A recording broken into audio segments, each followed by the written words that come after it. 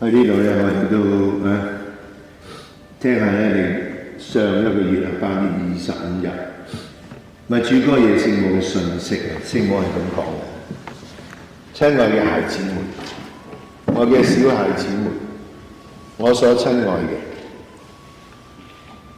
你哋被揀選係因為你哋已經回應咗，你哋實行咗我嘅教誨，並且愛天主喺萬有之上。所以小孩子們，請你們全心祈禱，願我的話得以實現，守齋，犧牲自我，出於對創造你哋嘅天主嘅愛而愛。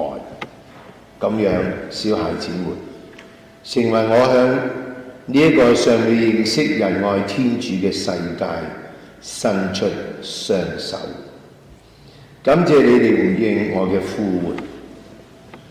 喺呢個信息裏頭咧，聖母咧再一次咧提醒我哋係佢所愛嘅。究竟我哋有冇感受呢一份主嘅愛咧？呢度咧講到佢愛我哋，但係我哋覺唔覺佢愛我哋咧？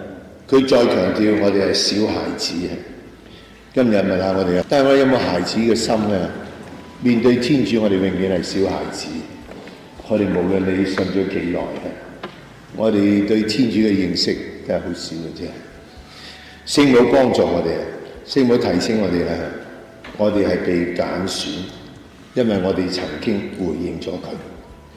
我哋如果你有聽咧，再上一個7月咧，係要求我哋為和平祈禱。人要有和平咧，首先我哋愛天主喺萬有之上，我哋放得低自己。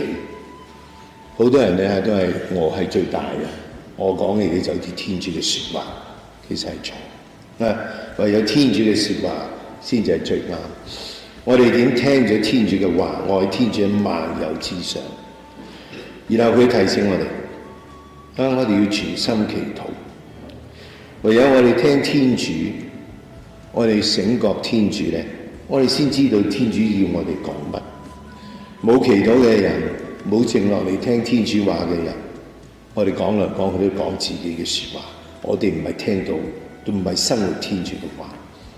又佢講守齋，守齋係令到我哋人能夠清醒嘅，唔好食飽就瞓，亦唔好淨係為個肚。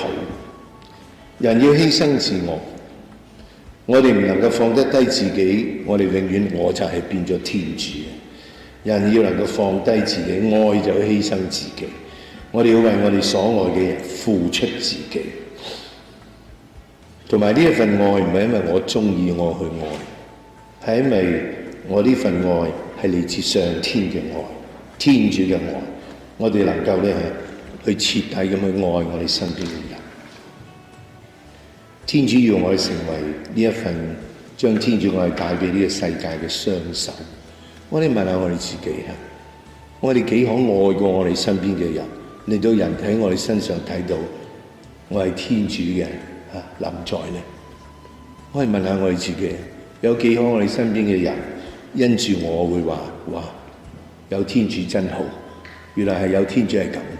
如果我哋都未有人講過呢啲説話，返屋企問下自己啦，我點樣活喺天主嘅愛裏頭呢？呢個係上個8月25號聖母嘅信息，所以我哋諗下我哋點樣真係回應緊天主嘅愛？